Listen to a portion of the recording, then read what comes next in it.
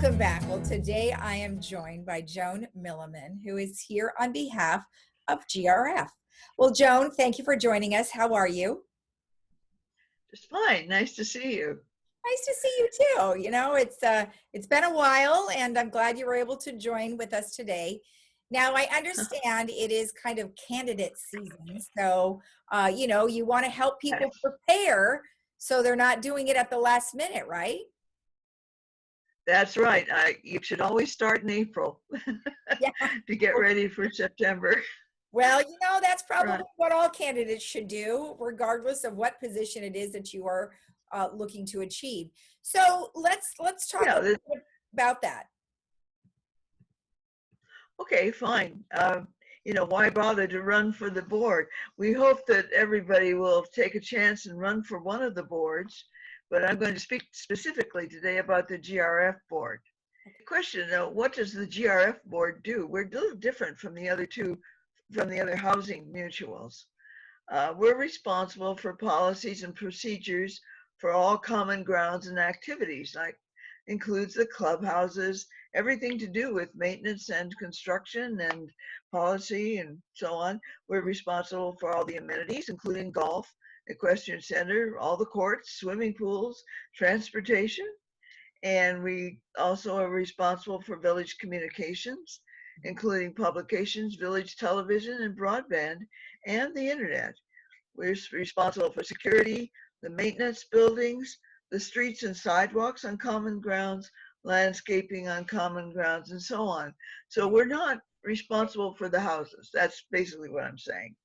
Right. The Well, that's GRF board, the overall operations of the environment. yeah, right. It's overall operations plus, it's pretty broad.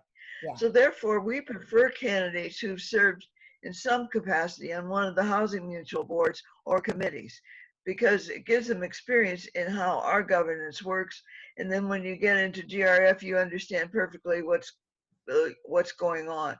Well, maybe not so perfectly, but you learn fast. Okay.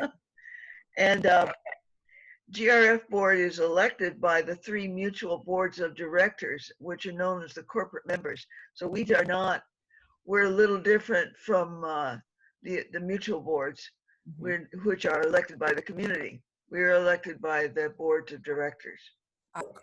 What kind of qualifications, other than the ones that you mentioned, should a candidate have? Well, first of all, they should be an owner or stakeholder in good standing, and that means that you can't be too far behind in your current fees. If you're more than 30 days behind, forget it. But if you are 30 days behind and you've made an arrangement to make payments, you can run. It would be good if you've been a resident of the village for at least a year, but that's not total qualification. One of the other qualifications, though, is that you've had some business experience or the equivalent, or you can read financial data. Then, so how do you prepare for all this? And having been through it a few times myself, it takes a while, and it's best to start early. So here we are, starting early. If you've had one of the things, if you've had previous board experience, preferably in Laguna Woods Village, that's great. If you've been a village club officer, that's appropriate. Or if you've had other board experience elsewhere, outside of the village. So suggest other preparations for sure. If you can, it's advisable to attend as many board meetings and committee meetings as you can for at least 4 months in advance of your running, so that you understand where GRF is at the moment and what our problems are, what we're dealing with, so that you're not doing too much catch up if you become a member of the board. You should read and understand the governing documents for GRF, and you'll find these in the on the website under GRF governing documents. Those include the articles of incorporation, the GRF bylaws, and the trust agreement. And you should have at least read through these. If you don't understand them always, that's fine, but at least be familiar with them. and then it's important to be familiar with uh, an important book called the Condominium Blue Book.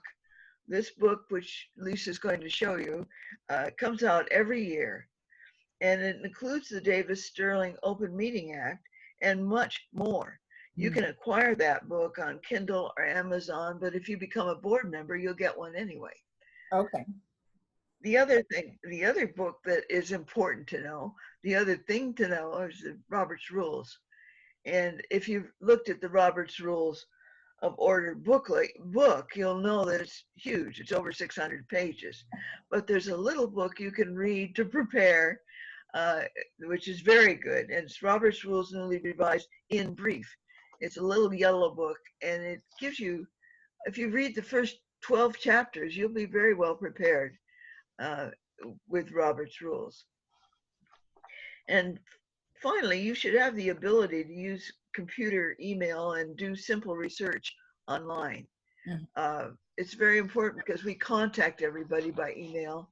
And if you don't do email, boy, I'll tell you, you could be out of the loop.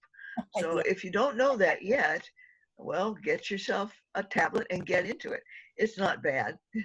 Yeah. It's just that we sometimes are afraid to use it, afraid we're going to erase the computer or something. You're not. It's tougher than you think. Yeah. It's more brilliant right. than you think. Right. Yeah. And People are a little afraid of technology at times, and you know, that's yeah, good advice.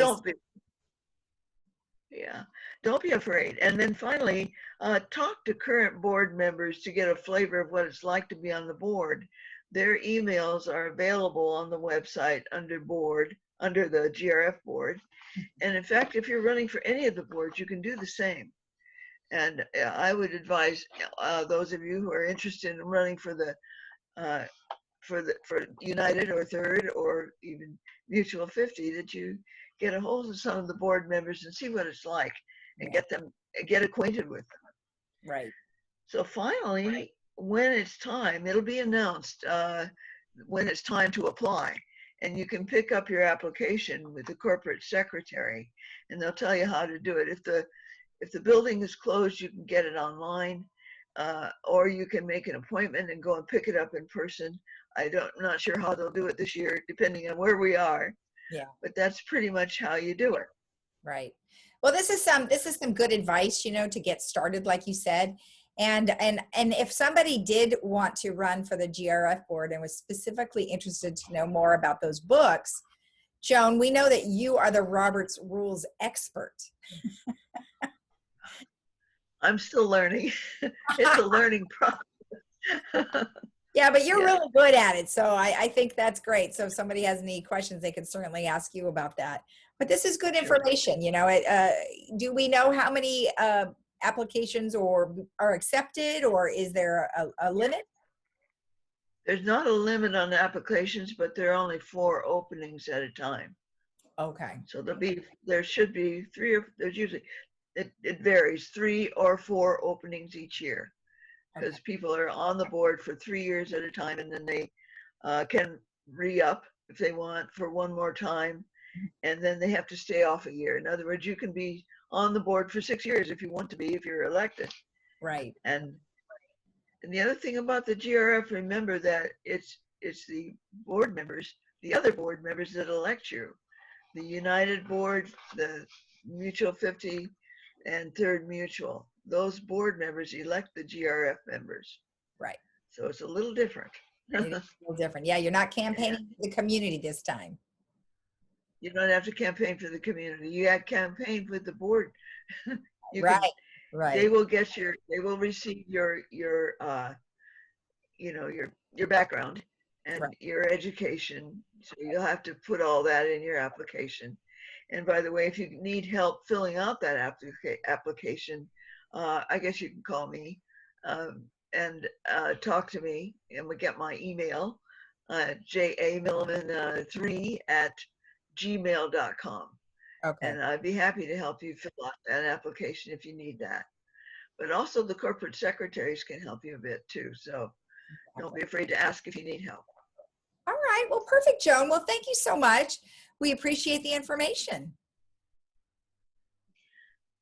Thank you, Lisa. It's been a pleasure. All right. We'll see you again. Okay. All right. Bye-bye. And we'll be right back after this.